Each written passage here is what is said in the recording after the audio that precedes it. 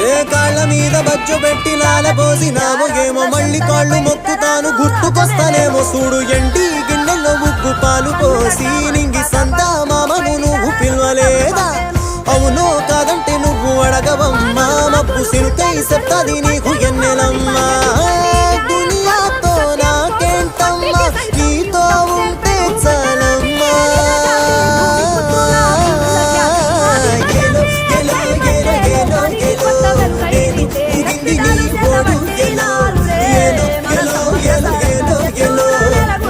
చెప్పాలి అమ్మ అమ్మెవ్వలో